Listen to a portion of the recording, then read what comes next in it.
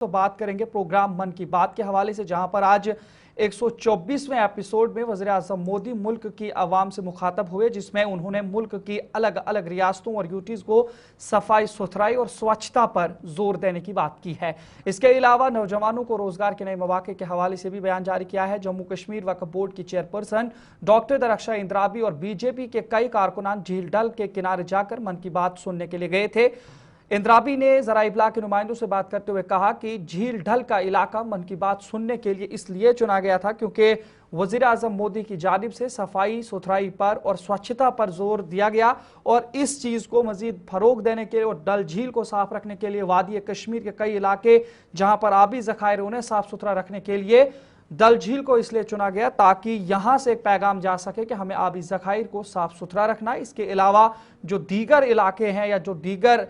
मकामात हैं उन्हें भी साफ सुथरा रखने की ज़रूरत है, जिसमें पार्क्स हैं या सयाहती मकामात हैं, उन तमाम जगहों को किस तरह से साफ किया जाए, इसी के हवाले से एक पैगाम पहुंचाना था। मजीद इस पर डॉक्टर दरख्शां इंद्राबी ने क्या कुछ कहा है, आपको सुनाते हैं। आप सब जानते हैं आज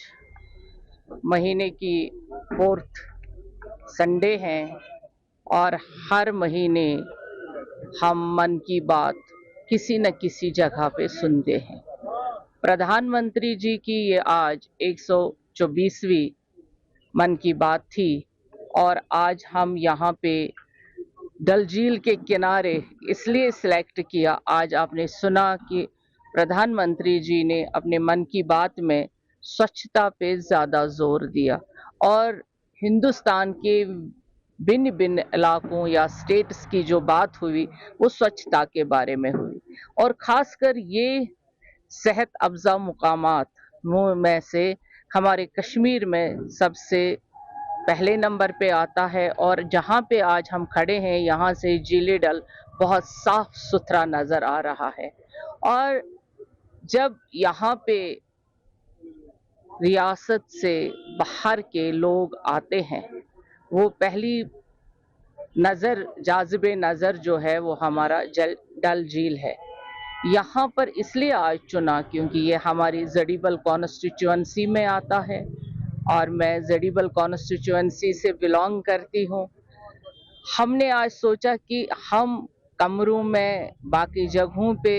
सुनते हैं मन की बात, आज हम बाकी लोगों के साथ भी जो यहाँ हमारे शिकारे वाले हैं, हमारे टूरिस्ट्स हैं, हमारे टैक्सी ड्राइवर्स हैं और जो हमारे बाकी भाई हैं जो टूरिज्म से बिलोंग करते हैं, उनके साथ प्रधानमंत्री जी की मन की बात सुनी जाए ताकि ये जो मन की बात होती है ये देश की बात होती है। प्रधानमंत्री जी की जुबान से आपने देखा हर रियासत की बात होती है और आपने ये भी देखा है कि जब भी मन की बात होती है तब कश्मीर की भी बात होती है। तो ये हम सब मानते हैं कि जो भी प्रधानमंत्री जी देश के लिए करते हैं वो वाकई में आज के वक्त में या हर जगह आप देखिए कि अद्भुत है। और जी आज आप देख रहे हैं हर जगह मन की बात सिर्फ मन से नहीं दिल से सुनी जाती है और इस चीज का इंतजार रहता है कि रविवार कब आए, चौथी रविवार, और 11 बजे सारे रेडियो ऑन करके मन की बात दिल से सुनते हैं और इसका असर पूरे देशवासियों पे, युवा जनरेशन पे और खासकर महिलाओं पे काफी है क्योंकि महिलाओं की बात, यंग जनरेशन की बात, आज एआई की बात हो गई, हायर टेक्नोलॉजी की बात हुई, जैसे बेंगलुरु में किस तरह से वेस्ट मैनेजमेंट को एआई के जरिए, बाकी चीज़ों के जरिए किस तरह से उसको काम में लाया जाता है। ये सारी चीज़ें जब देश के सामने आती है और युवा जनरेशन के सामने आती हैं तो नई चीज़ें तकनीक में आ जाती है, नई चीज़ें डेवलप हो जाती है और डिस्कवर हो जाती है।